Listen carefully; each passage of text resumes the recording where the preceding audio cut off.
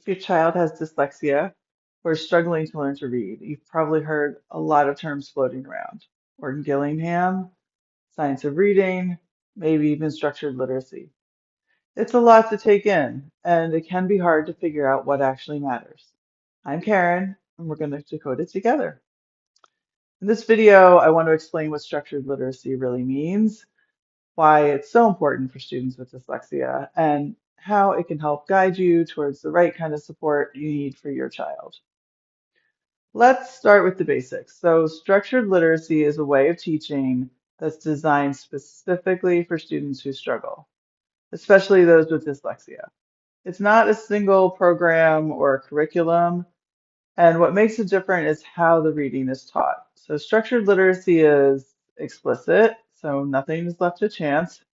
Systematic, you're going to have skills taught in a clear step-by-step type sequence. Cumulative, each skill is building on the one that came before it. And it also tends to be multisensory, which means that it might use sight, sound, touch, movement. Those things help reinforce learning. This approach helps kids connect sounds and letters together, decode unfamiliar words, and build strong, confident reading skills over time. So why does this matter for kids with dyslexia? Well, you might hear your school say they use the science of reading, and that is a great step.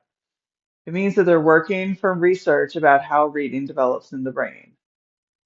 But science of reading is really just the research basis for all kinds of great reading programs. Structured literacy is how that research is applied, and not even all of the science of reading based programs are designed for students with dyslexia. So these kids often need something more. They need instruction that's more targeted, more consistent, more intensive, more repetitive, and delivered by someone who is trained to teach it effectively. In other words, they need specialized instruction for reading.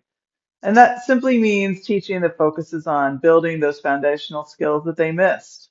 So decoding, spelling, phonemic awareness, and they're doing that one step at a time.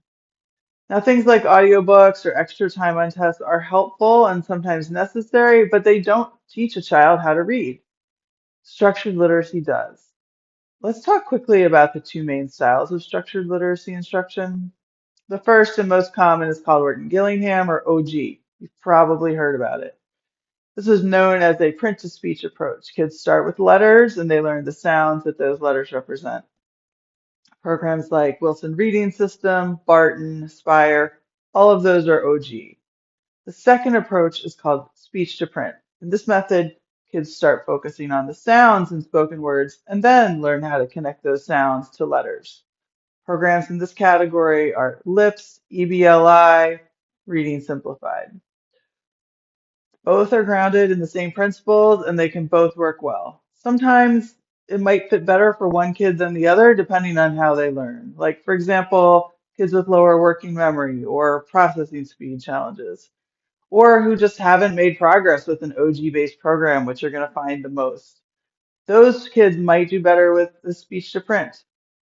Bottom line, if your kid has dyslexia, they need more than just extra time or generic support. They need to be taught to read in a way that's structured and intentional and research backed, and structured literacy gives them that foundation. Whether it's happening at school, or you hire a tutor, or you work on it at home, this is the approach you have to look for. In the next few videos, we're going to talk through how structured literacy is delivered in different settings and what that might look like, how it would work best for your family. You'll also find a link in the description to our full guide with more examples and tips on how to get started.